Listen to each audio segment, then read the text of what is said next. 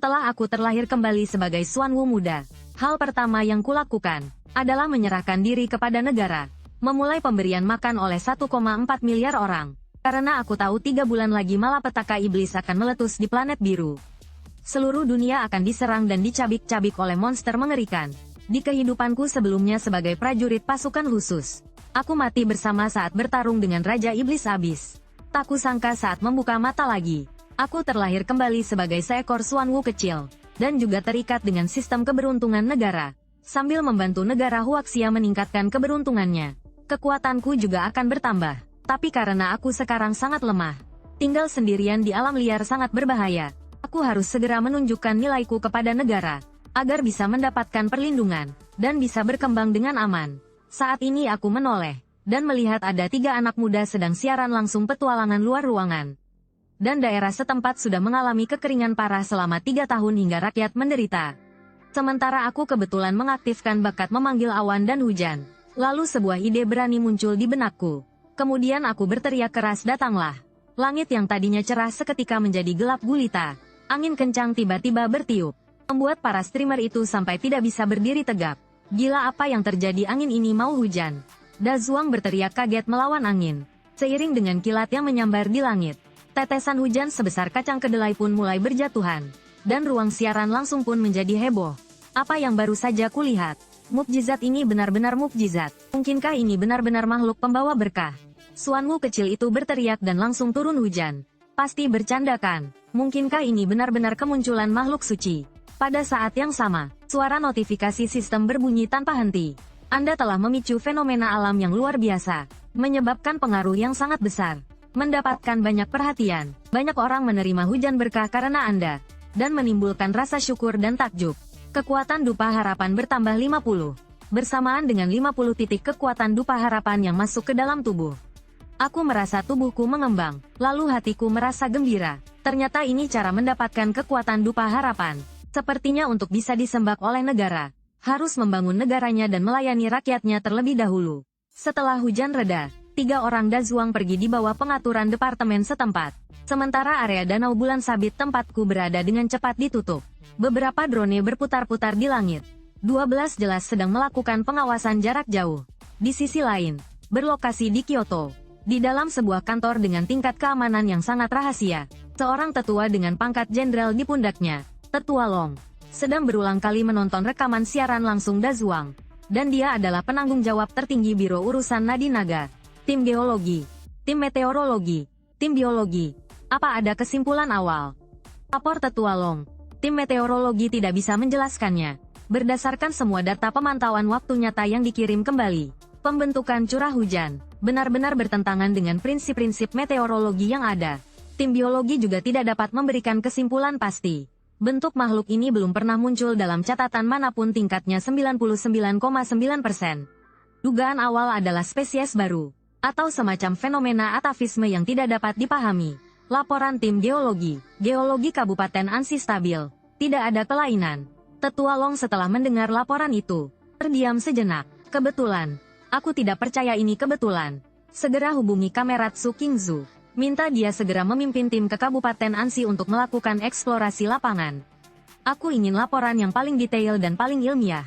Siap. Selain itu, beritahu pasukan garnisun untuk menaikkan tingkat keamanan danau bulan sabit ke level tertinggi. Selain tim ekspedisi ilmiah, tidak ada yang boleh mendekat. Ingat, hanya boleh mengamati, tidak boleh melakukan kontak, apalagi melakukan tindakan yang membahayakan. Mengerti? 3 hari kemudian, di dalam markas ekspedisi ilmiah sementara di tepi danau bulan sabit, sebuah helikopter mendarat perlahan. Seorang wanita muda turun dari atas. Dia adalah Su Qingzu, kepala eksplorasi dari Akademi Ilmu Geologi Nasional. Penanggung jawab pangkalan segera maju untuk menyambutnya. Dr. Su, Anda sudah datang. Bagaimana situasinya? Lapor Dr. Su, tanda-tanda vital target stabil. Selama 3 hari ini dia pada dasarnya tidak bergerak dari tempatnya. Tapi ukuran tubuhnya sepertinya bertambah besar. Kami sudah mengukurnya dengan pengukur jarak laser. 3 hari yang lalu saat ditemukan panjang tubuhnya sekitar 0,2 meter. Sekarang sudah mendekati 0,4 meter. Dalam 3 hari ukurannya menjadi 2 kali lipat. Ini sudah tidak sesuai dengan pola pertumbuhan makhluk hidup manapun yang diketahui. 2 hari berikutnya, Su Qingzu memimpin timnya. Melakukan eksplorasi menyeluruh di area Danau Mingya, komposisi tanah, kualitas air udara dan medan magnet. Semua data yang bisa dideteksi sudah diperiksa. Tapi selain ada beberapa zat tak dikenal di dalam tanah dan air. Zat organik yang sangat aktif. Tidak ada kelainan apapun. Hal ini membuat Su Qingzu semakin bingung. Tepat saat dia tidak tahu harus berbuat apa, aku akhirnya tahu kesempatanku telah tiba. Jadi aku perlahan-lahan merangkak keluar. Bergerak, targetnya bergerak. Laporan segera datang dari titik pengamatan. Semangat Su Qingzu langsung terangkat. Dia segera mengambil teropong dan menatap lekat-lekat. Setelah merangkak sekitar 500 meter aku berhenti. Lalu mulai menggali tanah dengan cakar depanku. Drone mendekat, perbesar gambarnya. Di bawah lensa definisi tinggi drone. Semua orang melihat. Seiring dengan galianku, sebuah batu seukuran bola basket. Sebuah batu giok mentah berwarna hijau zamrud pun muncul. Pupil mata Su Qingzu tiba-tiba menyusut. Ini adalah batu giok mentah sekelas Imperial Green. Dan tingkat kemurniannya sangat tinggi luar biasa. Kemudian aku menggesekkan kepalaku ke batu giok itu. Lalu aku menoleh. Dari jarak ratusan meter, aku menatap ke arah titik pengamatan tempat Su Qingzu berada. Su Qingzu hanya merasa seluruh bulu kuduknya berdiri. Lapor Tetua Long. Makhluk target diduga memiliki kecerdasan yang sangat tinggi. Dan dia telah menemukan sebuah lokasi untuk kita. Tambang giok kelas strategis yang seharusnya tidak ada. Setelah hening sejenak, barulah Tetua Long perlahan angkat bicara. Suaranya mengandung sedikit kegembiraan yang sulit ditahan. Menjelajahi Vena Naga, mencari harta karun pembawa keberuntungan sepanjang hari. Semuanya, kita mungkin benar-benar menyaksikan turunnya sebuah mitos. Kemudian Tetua Long menampilkan dokumen tambahan yang baru saja dikirim kembali oleh Su Qingzu. Ke layar lebar, tim Dr. Su segera melakukan tindakan di area tersebut. Pengeboran dan pengambilan sampel secara mendalam. Penyelidikan awal menunjukkan bahwa di bawah ini ada jalur sepanjang beberapa kilometer. Dan merupakan urat tambang giok dengan kemurnian tinggi dan cadangan yang luar biasa. Jalur tambang ini tidak pernah ditandai di peta geologi manapun.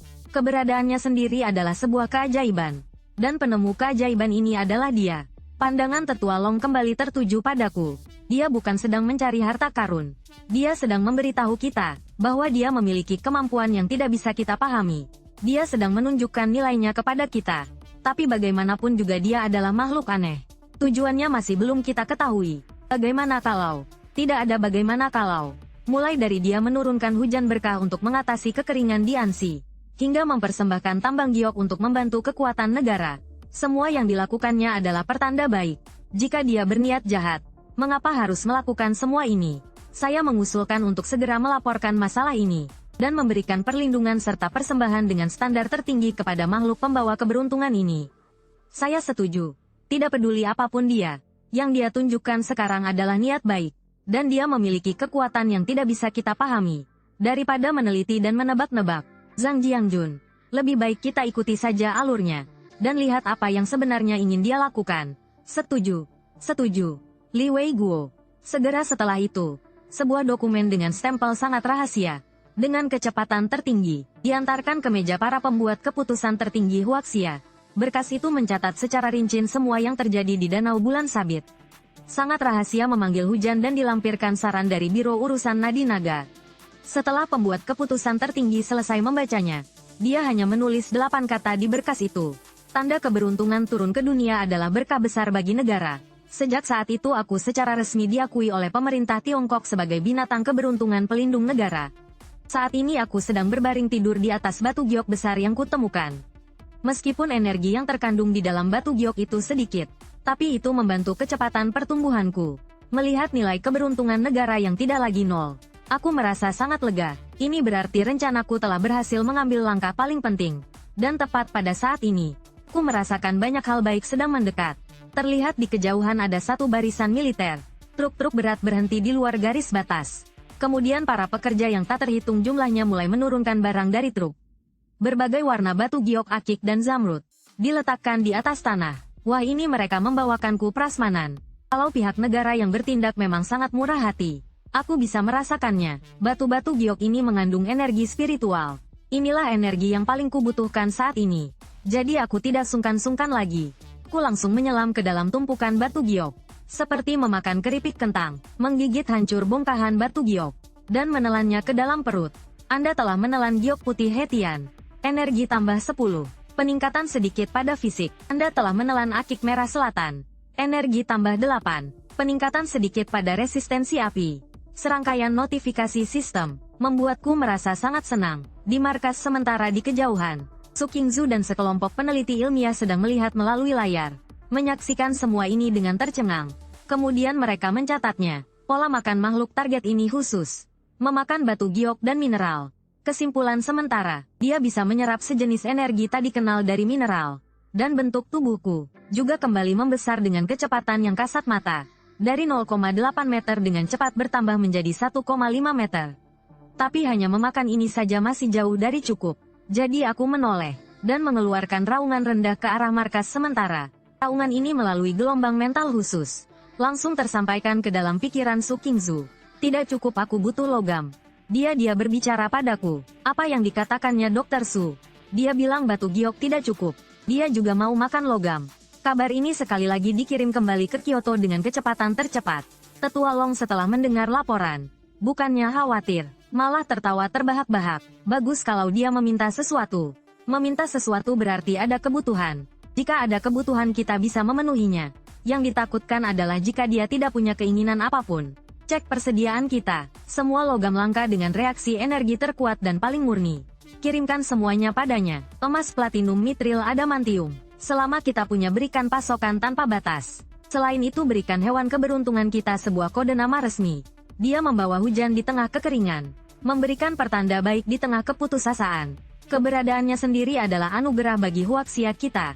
Dia adalah pilar penopang Huaxia kita. Mulai hari ini, nama kodenya adalah Zhenguo.